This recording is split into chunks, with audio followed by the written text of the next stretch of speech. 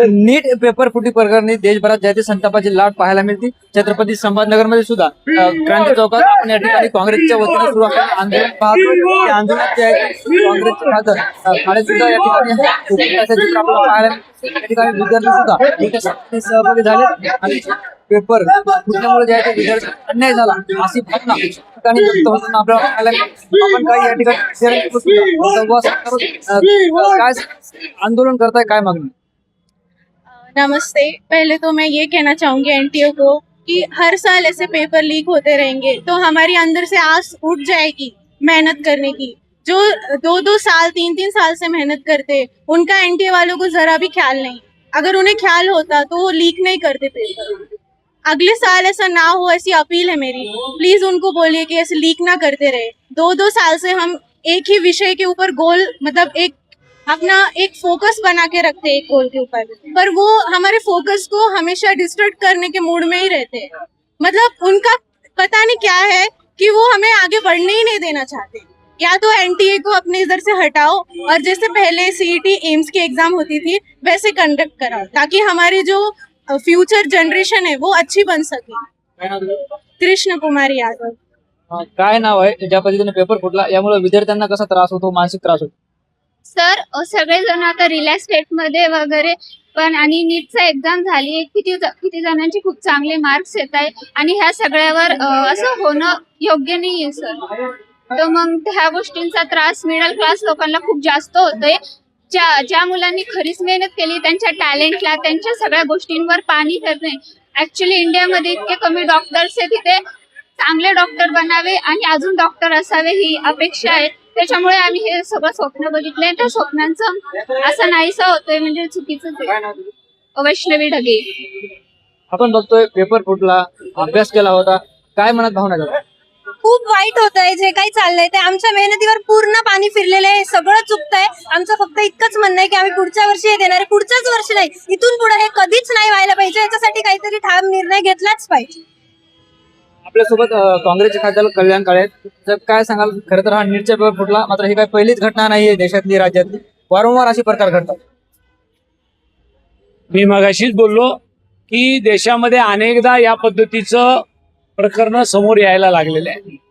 ज्या विद्यार्थ्यांनी वर्षभर अभ्यास केला, एखाद्या विषयाला कॉन्सन्ट्रेट केलं, आई वडिलांनी त्यांच्याकरता मेहनतीने पैसे कमवून त्यांच्या क्लासेसला दिले, कोणाला हॉस्टेलला ठेवलं, कोणाला ट्युशन लावलं, अशा पद्धतीचा पालकांनी केलेला खर्च हा तर वाया गेलाच, पण ज्या विद्यार्थ्यांनी अभ्यास केला तो सुद्धा वाया जाईल। त्याचं कारण आहे या वर्षी, आणखीन पुढच्या वर्षी, त्याच्या पुढच्या वर्षी केंद्रातल्या सरकारला आणि राज्यातल्या सरकारला हे निर्लज्ज झालेले। अनेकदा पेपर फुटीचं प्रकरण समोर आलेलं आहे, पण विद्यार्थ्याची कोणीही कदर करायला तयार नाही। म्हणून खऱ्या अर्थाने आमचं मागणंच आहे की या विद्यार्थ्याला मदत झाली पाहिजे। एक, त्यांनी पेपर फोडला त्याला शासन झालं पाहिजे, शिक्षा झाली पाहिजे, त्याला फासावर लटकवलं गेलं पाहिजे आणि विद्यार्थ्याच्या आयुष्याची खिलवाड केली नाही पाहिजे, ही आमची खऱ्या अर्थाने भूमिका आहे। आता काँग्रेसची काय भूमिका असणार आहे आगामी काळात? काँग्रेसचे NSYचे जे फ्रंट आहे, अभिजित देशमुख असतील, निलेश आंबेवाडीकर असतील, डॉक्टर सदाब असतील, या सगळ्यांनी मिळून या विद्यार्थ्याचं नेतृत्व करायला स्वीकारलेलं आहे आणि सांगितलंय की तुम्ही काळजी करू नका, आपण या सरकारला निश्चितपणाने धडा शिकवल्याशिवाय राहणार नाही। कारण फक्त याला सरकारला जबाबदार धरून नाही चालणार। याच्यामध्ये जी लोक बदमाशी करतात त्यांना सरकारने धडा शिकवला पाहिजे, त्यांना शिक्षा दिली पाहिजे। ती मागणी निश्चितच सभागृहामध्ये मांडू।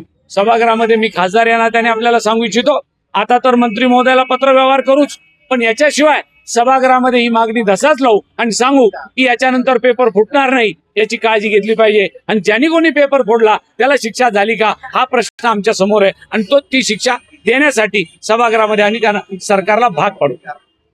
दुसरा एक प्रश्न आहे, ज्या पद्धतीनं पंतप्रधान नरेंद्र मोदी यांनी आवाहन केले की पेट्रोल डिझेल जपून वापरा, सोनं खरेदी करू नका, काय वाटतं तुम्हाला यावर? एका दिवशी पंतप्रधान मोदी मागच्या 2019च्या निवडणुकीत म्हटले होते की काँग्रेस पक्ष तुमचं मंगळसूत्र काढून घेणार आहे। काँग्रेसने तर मंगळसूत्र काढून घेतलं नाही, पण मोदी साहेबाला आवाहन करायची वेळ आली त्यांच्या नाकर्तेपणामुळे, त्यांच्या अपयशामुळे, त्यांच्या इकॉनॉमिकल पॉलिसीमुळे की आज आपल्या देशाला बेरोजगारीला सामोरं जावं लागतंय। आज आपला देश 60 रुपयाचा डॉलर आज 95 रुपयाला झालाय, याचा अर्थ आपली इकॉनॉमी ढासळली। आणि म्हणून पंतप्रधानाला अपयश झाकण्याकरता मी लोकांना अपील करतोय की सोनं खरेदी करू नका, पेट्रोल डिझेल जास्त वापरू नका, परदेशात जाऊ नका, काय काय मागण्या त्यांनी आपल्या समोर मांडल्या किंवा हे सगळं आवाहन केलंय, त्याचं काय कारण आहे? जर एवढंच आवाहन करायचं होतं जनतेला तर आसामला आणि तुमच्या वेस्ट बेंगॉलला सगळ्या देशातले राज्याचे मुख्यमंत्री त्यांच्या पक्षाचे तिथं कशाला बोलवले? तेवढं पेट्रोल डिझेल वाचलं असतं की आपलं. म्हणजे आपल्या लोकाला सांगे ब्रह्मज्ञान, आपण स्वतः कोरडे पाषाण, अशा पद्धतीने वागणाऱ्या पंतप्रधानाच्या या भूलभुलैयाला आता जनता बळी पडणार नाही. जे पंतप्रधान थाळ्या वाजून करोना घालवणारे त्यांच्याकडून काय अपेक्षा करायची? म्हणून मला हे त्याच्याबद्दल एवढंच सांगायचं आहे, हे अपयश आहे आणि याची दुसरी पायरी आहे, पेट्रोल डिझेल आणि गॅसचे भाव वाढणार आहे, ह्या त्याचा संकेत आहे. निश्चित आपण बघतो आपल्यासोबत हे सगळे विद्यार्थी होते, काँग्रेसचे खासदार कल्याण काळे होते, ज्यांनी आपल्या संवाद साधलाय. ज्ञानेश्वर लोंढे, TV9 मराठी, छत्रपती संभाजीनगर.